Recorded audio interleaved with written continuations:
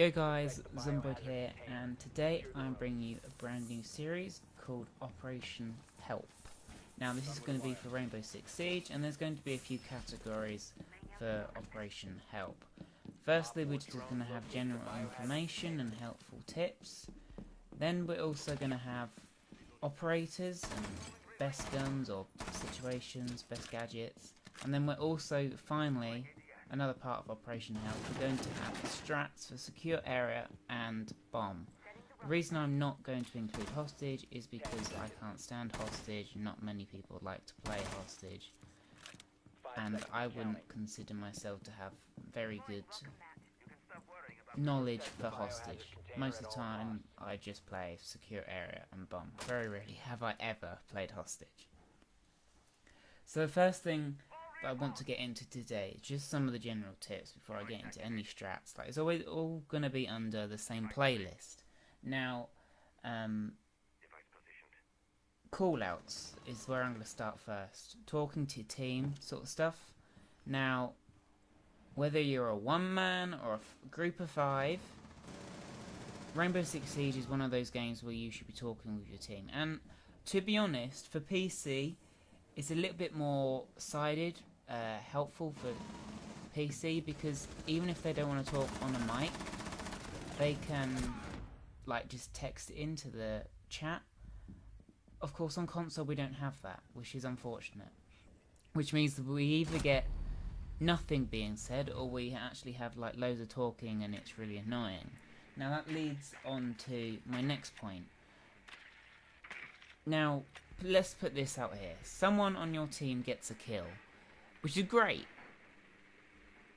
And then everyone starts saying, oh yeah, good job, good job. As much as that seems as helpful and as great as it is, when someone has just, on your team has just got a kill, the first few seconds after that kill has happened, so the first 5 seconds after that kill is when your teammate is most vulnerable. And the reason why that is because if you've killed someone on the enemy team but they had a teammate nearby, they're roughly going to know where they are, or they're going to have a call up to tell exactly where you are. Now, if you can't hear what's going on around you with footsteps or droning or shooting right after you get a kill, you're most likely going to die, or maybe get pushed and kill the attacker or the defender, whatever side you're on, but you're going to be left with a lot less health than you possibly could have been. So what I would strongly recommend is when someone gets a kill, leave it until the end of the round. Regardless whether you win or not, this sort of celebration in the middle of the round does not help, because Rainbow Six Siege is as much as about communication as it is as also listening in to what's happening around the surroundings. Like, if you're listening on your headset and you can hear footsteps and you don't think it's your teammates, if you listen carefully, you can actually tell whether it's above you, it's on your floor, or it's below you. But if you got general chit-chat, you know, talking about the latest football game or the boxing match that's been going on, as much as I'm sure that they share an interest, and I'm not saying that, you know, if you always ever talk about football or boxing, you're going to play terribly bad. Some people can just play along and, you know, have no problem whatsoever.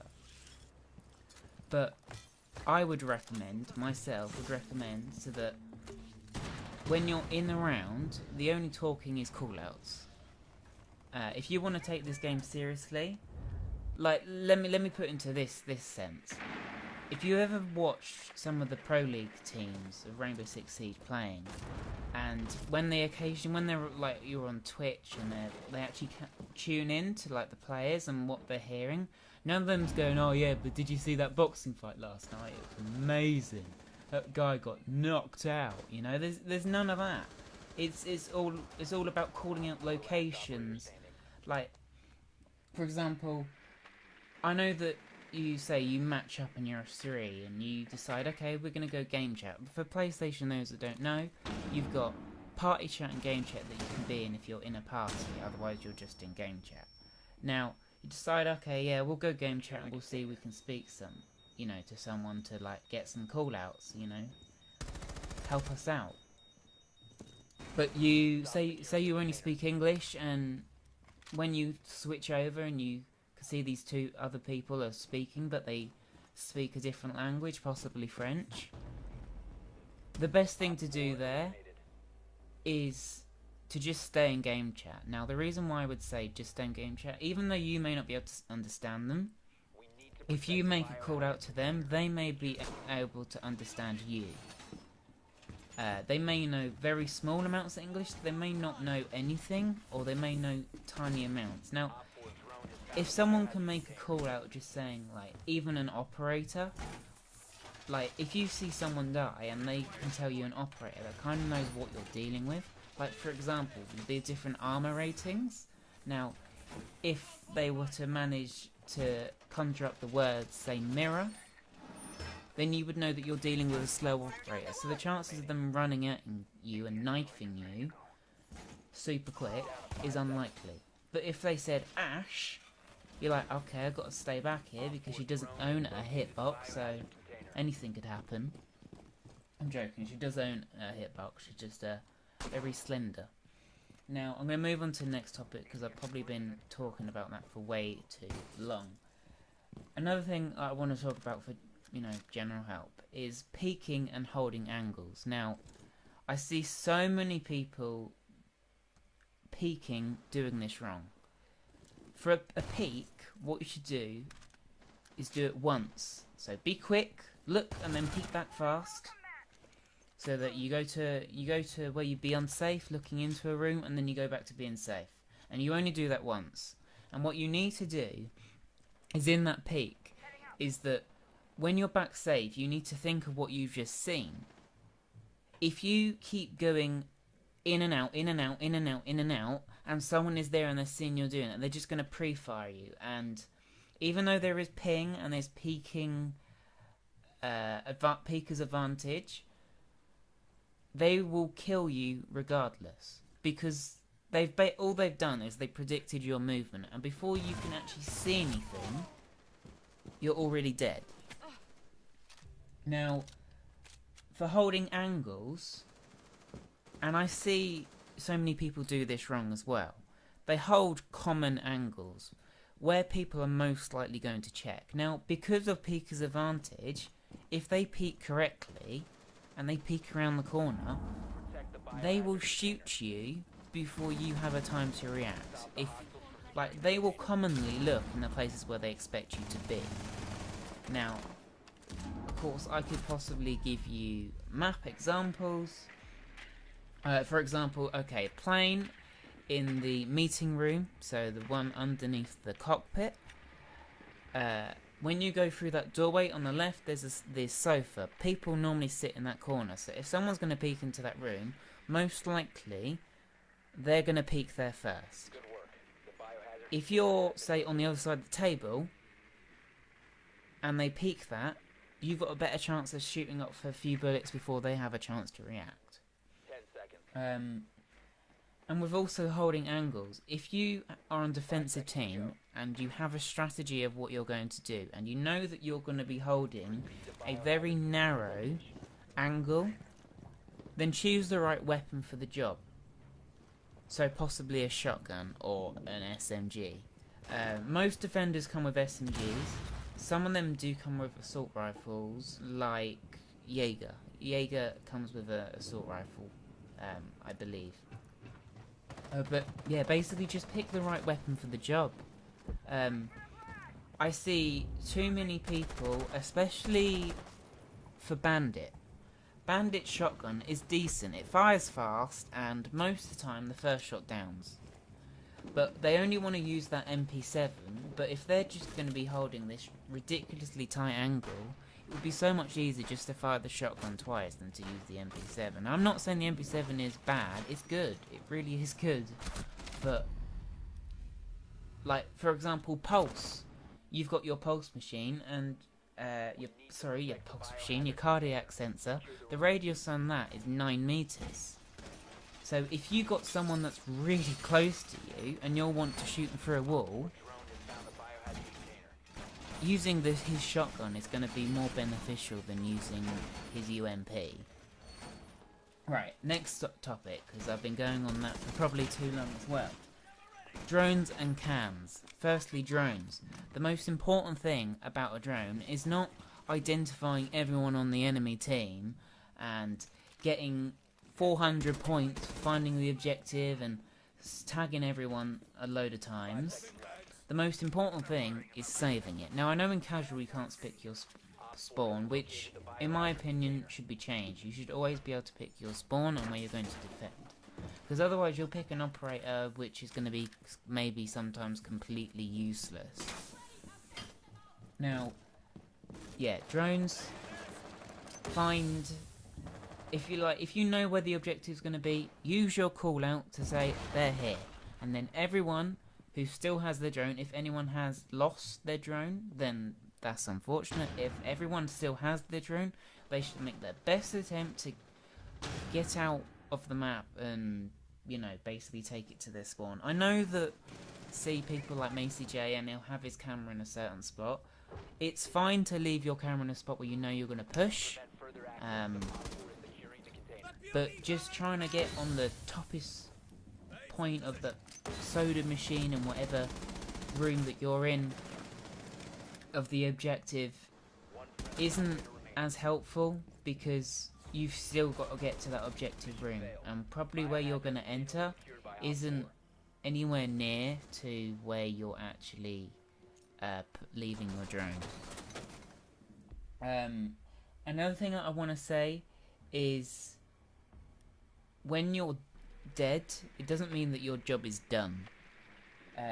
Too many people I see, especially on the defender's team, it's not so much on the attacker's team, because sometimes the drones do get shot out and there is no drone, but especially on the defender's team, once you're dead, you should be going on cams, and you should be going on the cameras, not the one that's all the way outside where no one has spawned from and no one's going to pass, but the one that's going to most likely, like an attacker is going to have to go past.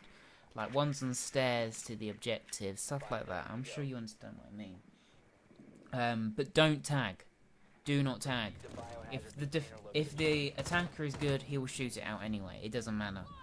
If he is not that well tuned to the knowledge of where all the cameras are on the map, then he may just walk past it. And if you're talking to your teammate, you can just keep giving out call-outs to the, oh, he's on the stairs, he's peeking the stairs, he's now gone down from the stairs, he's going back up the stairs. Stuff like that. Now, the final topic for today's video that I want to touch is a few that tie into one another, but the first thing in this new sort of bracket is resetting, guys.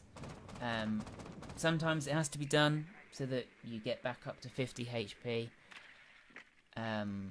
But a lot of times people team kill. Now, the easiest way to, you know, reset someone is to throw some sort of gadget at them.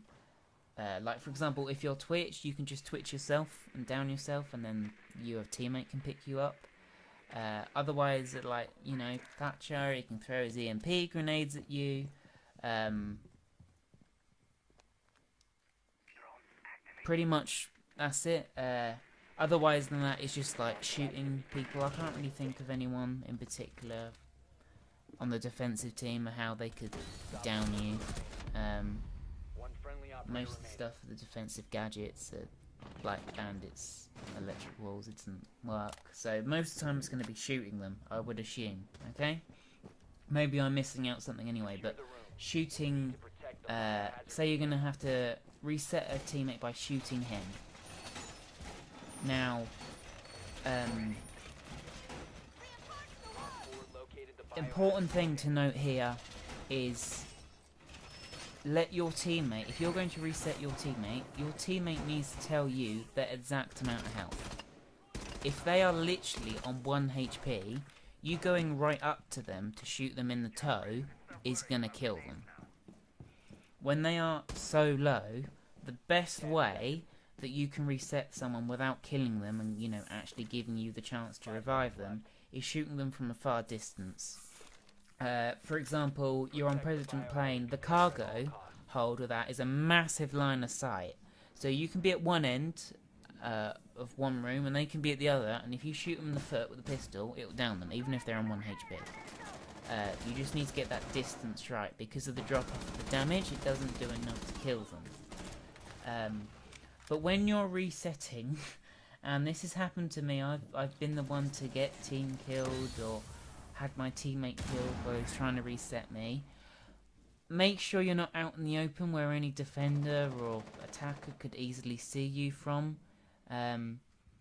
I've seen in people's videos where someone's like going to reset them and they get shot in the back of the head, or someone wants to resetting and they get downed, and then some cheeky opposition player is just waiting and he puts the final bullet in, they'll take that kill. Thank you very much. You need to be very aware of where you're going to reset someone. Yeah. Next thing, actually team killing someone on deliberate. Guys, don't do it. Don't do it. Especially if it's ranked. It's just basically going to give that round free opportunity to whoever, the opposition. And if the opposition do it, then you guys need to take that as a chance. Because at the end of the day, when you're playing Rainbow, all you're asking is that your teammate, gets 1 kill before he dies. If everyone can do that, then realistically you should win the round and then go on to win the match. But if you guys are all team killing and shooting each other, then you need to figure out a better option to react, because team killing is only going to hurt the team. It's not actually going to gain anything from it. It's just going to make your job harder.